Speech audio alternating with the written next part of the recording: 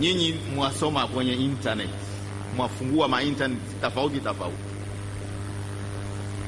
tafuteni katika website ya maikhwa, uone kama utapata mmoja katika maikhwa ana sukari au ana pressure au ana cancer.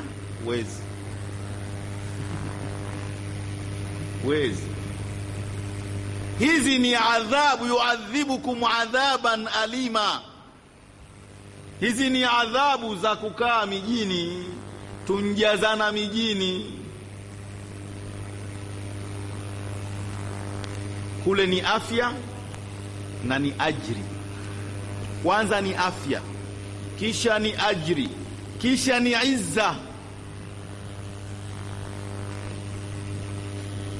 Afya vipi? Utatembea wewe, waweza kutembea usiku kucha na mchana kutwa na usiku kucha, watembea tu.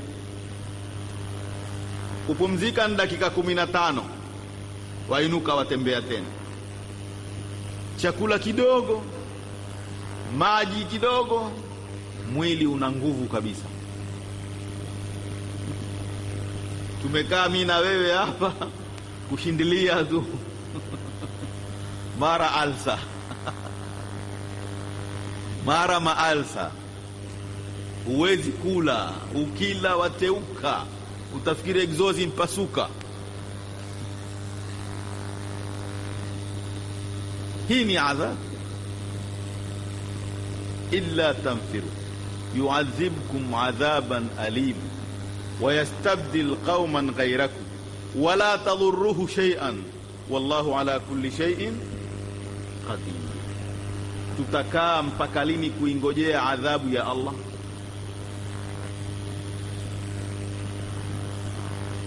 Adhabu ya Allah subhanahu wa ta'ala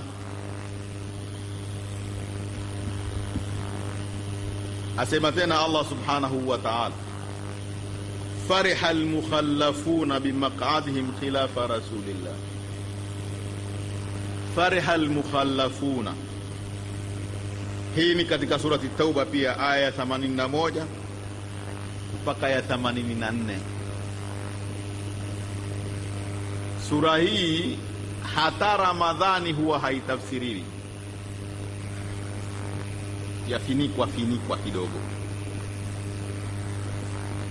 Sura hii ikitafsiriwa ina matatizo, italeta matata, na NSIS hawataki itafsiriwe, na ma-FBI hawataki watu waijue sura hii. Ndio hata nchi za Kiarabu syllabus wameambiwa sura hii wasiiweke kabisa. Imekuwa dini yasomwa kwa syllabus. Mwaletewa tafsiri, kitabu cha tafsiri. Mukisoma tafsiri kwenye syllabus za sasa, hamusomeshwi tafsiri. Huwa ni kitabu zimechaguliwa aya fulani, zimewekwa pale, ndio mwalimu aje na kitabu hicho. Kwa sababu mukitafsiriwa Qur'ani nzima, katika Qur'ani aya za jihadi ni nyingi, na kuna sura 3 hatari: Suratul Tauba, Suratul Anfal na Suratul Muhammad. Kwa hivyo aya zote hizo ziko katika Surati Tauba. Mimi nawaomba nendeni mkaisome vizuri Surati Tauba. Yule ambaye afahamu Kiingereza vizuri kuliko Kiswahili, iko Qur'ani ya Kiingereza, imetafsiriwa Kiingereza. Yule ambaye ajua Kiswahili vizuri, iko Qur'ani imetafsiriwa Kiswahili. Kaishike tafsiri ya Sheikh Abdullah Faris, uisome vizuri. Isome Surati Tauba kwanza mpaka mwisho. Nendeni mkaisome sasa hivi, mtaona maajabu yaliyomo katika Surati Tauba. Fariha almukhallafuna bimaq'adihim khilafa rasulillahi sallallahu alaihi wasallam, wamefurahi walioachwa nyuma kukaa kwao nyuma ya Mtume sallallahu alaihi wasallam. Wakarihu, na wakachukia, ayujahidu, kupigana jihadi, biamwalihim wa anfusihim fi sabilillah, kwa mali zao na nafsi zao katika njia ya Mwenyezi Mungu. Na wakachukia, kutiba alaikumul qitalu wa huwa kurhul lakum, katika suratul Baqara. Wa asa an takrahu shay'an wa khairul lakum. Fariha al-mukhallafuna khilafa rasulillahi bimaq'adihim khilafa rasulillahi wa karihu, na wakachukia, an yujahidu bi amwalihim wa anfusihim fi sabilillah. Badala ya kuchukia wao haikutosheka, wakawaambia na waumini na wenzao na munafikina wengine, waqalu, na wakasema, la tanfiru fil harri, msende kupigana katika siku za joto.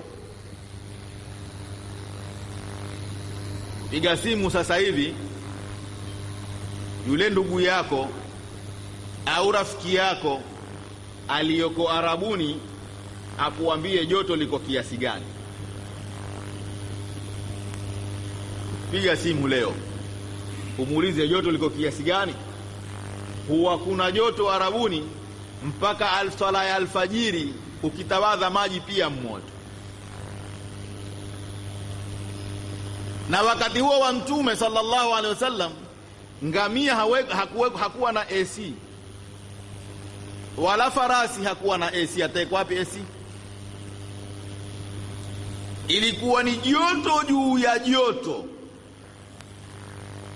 Na vita vya Tabuku vilipigana wakati wa joto, wakati wa tende kuiva.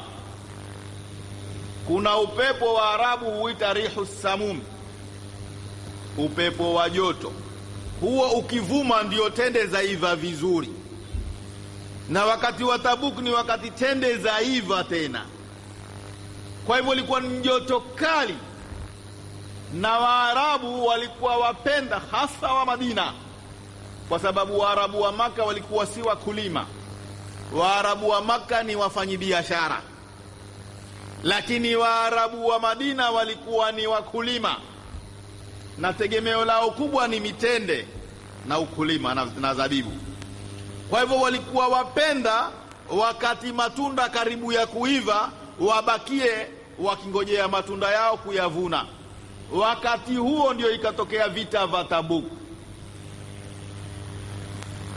Na wakati huo huwa ni wakati mgumu kwa uchumi. Kigunya huitwa siku za Pamalingo.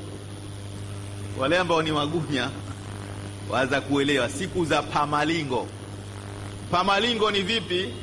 Ni kwamba yule mkulima karibu atavuna mavuno yake. Mavuno yake yameanza kuiva. Kile alichovuna mwaka jana kimeisha tena.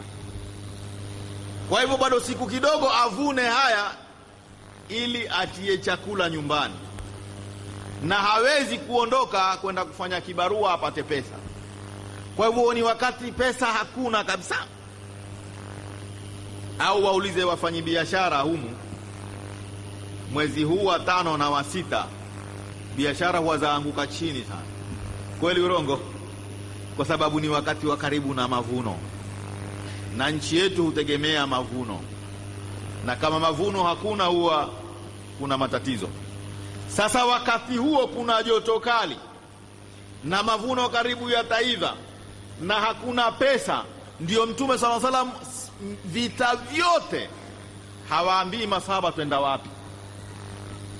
Katika vita Mtume alikuwa hawaambii masahaba twenda kupigana na nani, kwa sababu ndani ya wale masahaba kuna wengine munafikini. Wakijua kwamba wenda kupigana na Bani Mustalaq, kutatoka wanafiki wende wakawaambie Bani Mustalaq, au sio? Sasa Mtume kama anavyosema Ka'b ibn Malik katika hadithi iliyokata katika Riyadhus Salihin, wameitia katika mlango wa tauba.